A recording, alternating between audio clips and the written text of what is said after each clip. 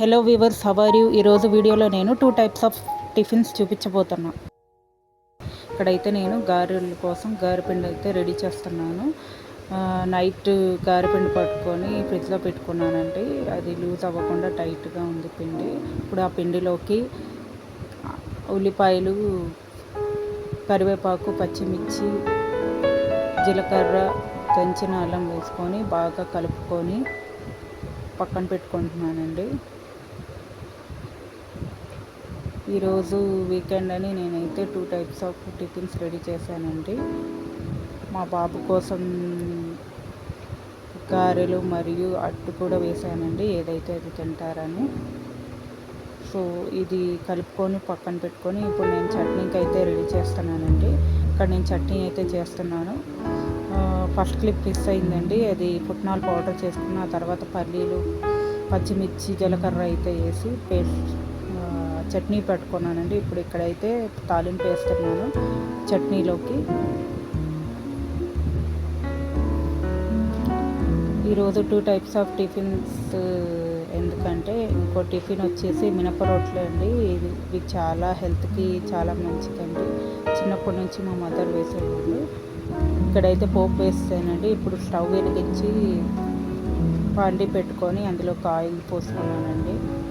Oil heat అయినాక ఇప్పుడు ఇక్కడైతే రొట్టె పిండి కోసం కలుపుకొని పెట్టుకున్నానండి. సాల్ట్ వేసి పక్కన పెట్టుకుంటున్నాను. మినప రొట్టె కోసం బ్యాటర్ అయితే రెడీ చేసుకున్నాను. ఇప్పుడు ఈ గారెపిండి తీసుకొని గారెలు అయితే వేస్తున్నానండి. ఇక్కడ నాకైతే అంతగా హోల్స్ అనేవి అంత నీట్గా రాలేదండి. అవి సరిగ్గా రాలేదు షేప్స్ గారెలు. బట్ నాకు అంతగా అలవాటు లేదు కాబట్టి, గారెలు వేయడం ఎక్స్పీరియన్స్ లేదు కాబట్టి, సో చాలా రేర్గా వేస్తూ ఉంటాను. సో ఇప్పుడు మళ్ళీ వేసాను కాబట్టి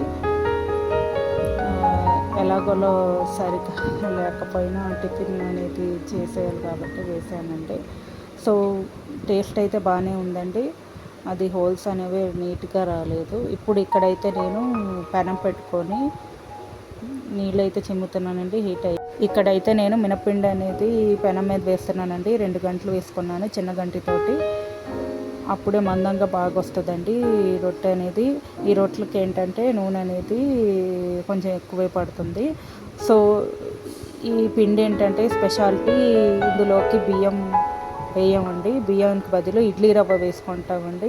1 గ్లాసు మినపగుళ్ళకి గ్లాసున్నర కానీ గ్లాసు మాత్రమే 1:1 కానీ 1:1.5 కానీ మాత్రమే వేస్తామండి.